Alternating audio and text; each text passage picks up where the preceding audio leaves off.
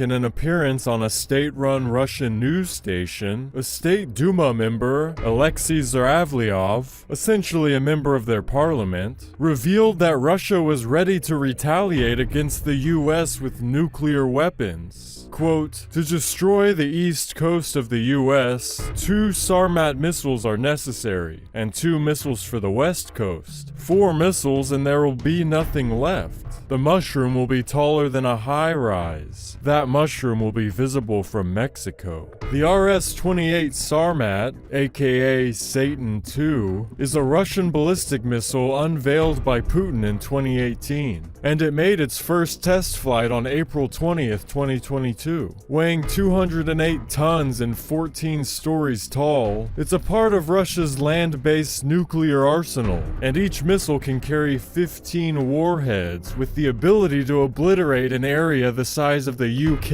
in a single blast. Supposedly, each warhead is 100 times more powerful than the nuclear bomb dropped on Hiroshima in World War II. Putin also claims it is able to break through all modern anti-missile defenses. All of Russia's talk about blowing up US cities is because of NATO and US involvement in the Ukrainian war, as taxpayers' money is diverted to supplying arms to Vladimir Zelensky and his government. Just this week, Biden agreed to provide Zelensky with a $700 million weapons package. This is why Russian politicians are talking about nuking the east and west coast of the United States. Russian state TV essentially announced that World War III had already begun. Quote, it's time to admit, perhaps, that Russia's special operation in Ukraine is now over, in the sense that a real war has started, World War III. Why is our government always involved in other nations' affairs? It only angers the bear and makes Russia feel threatened, as Russian ambassador to the UK, Andrei Kellen, said in a BBC interview.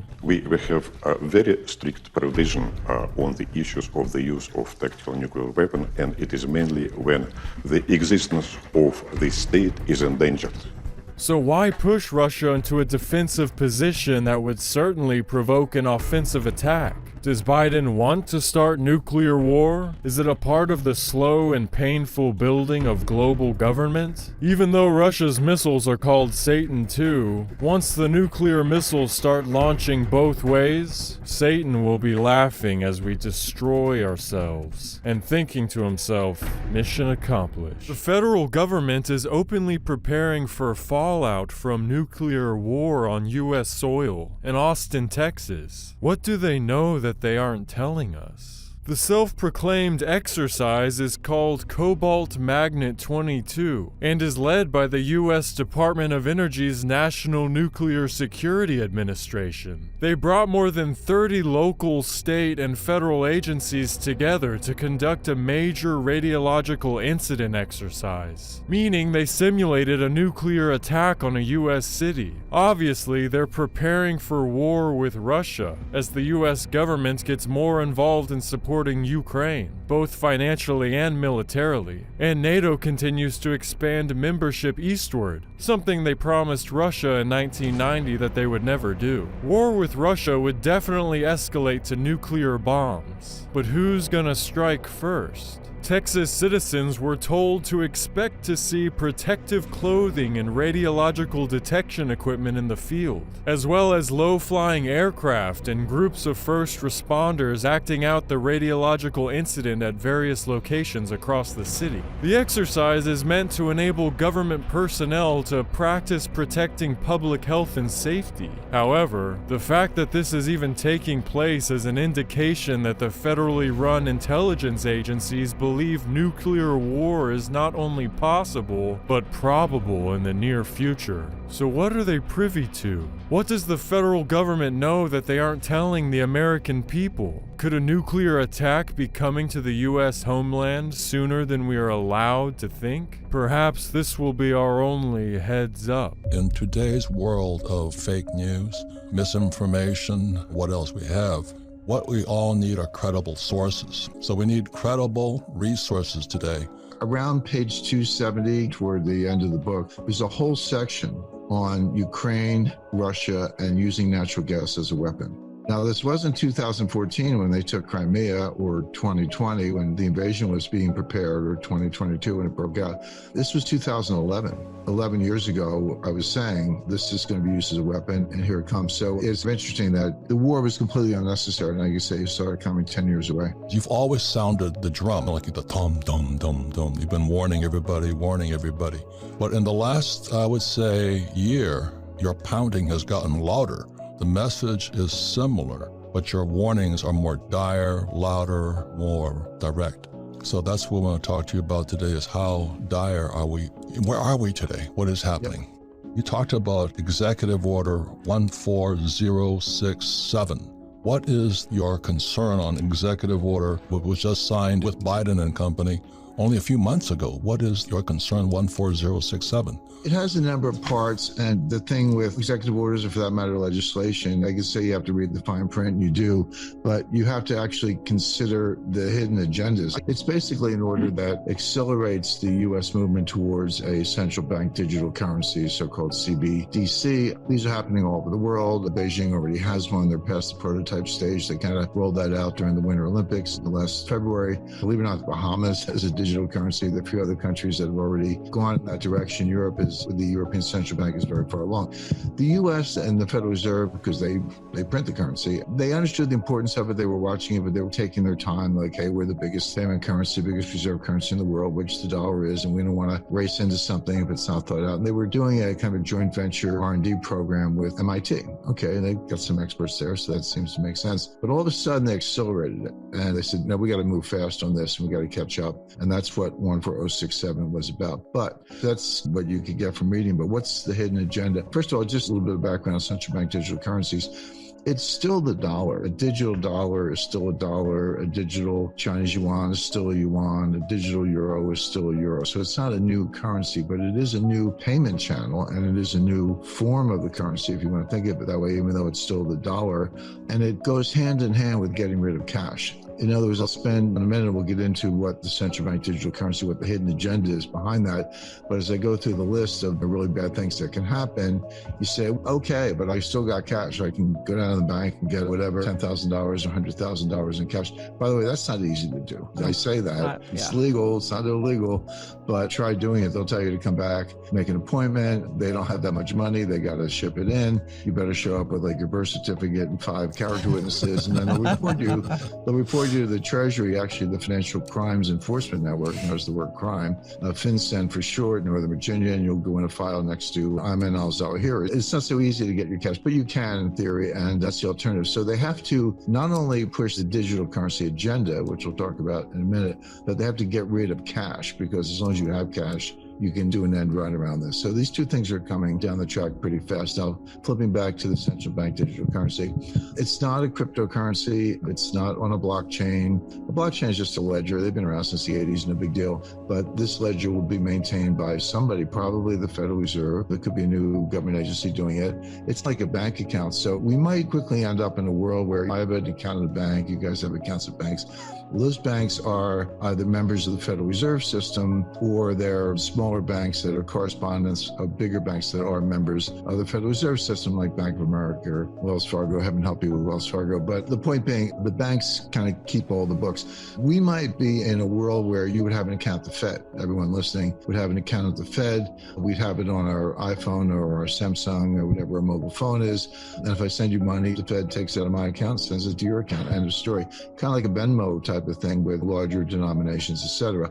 That has implications in terms of disintermediating the banks. If you can do that, which you can technically, who needs banks?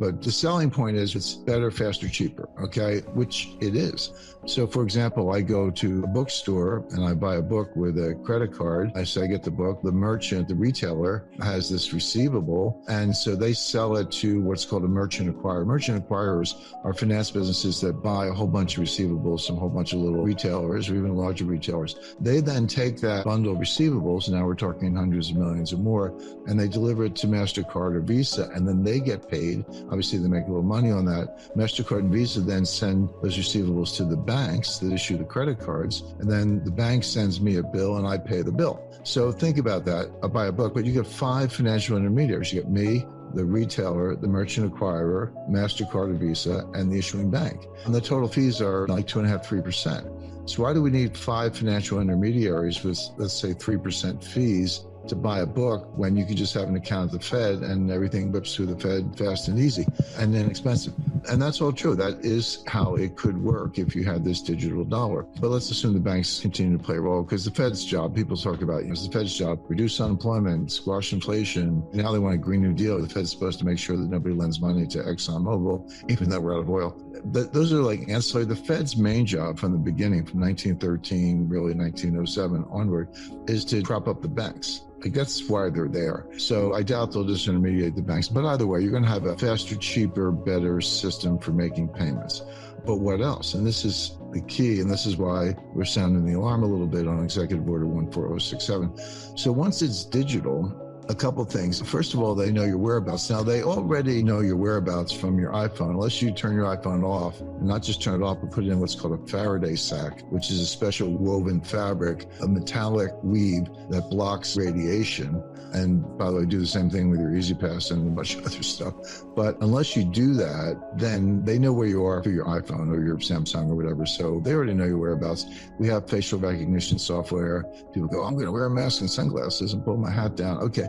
They have what's called gait recognition software, GAIT, meaning how you walk. Believe it or not, everybody walks slightly differently.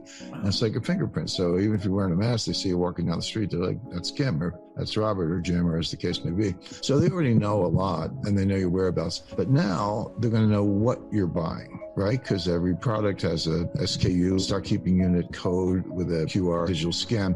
They're going to know what you're buying. And this digital currency is programmable, meaning they can block certain purchases or not. So let's say you donate money to Elise Stefanik. She's an up-and-coming Republican leadership in upstate district in New York, or heaven help you if you donate money to Donald Trump.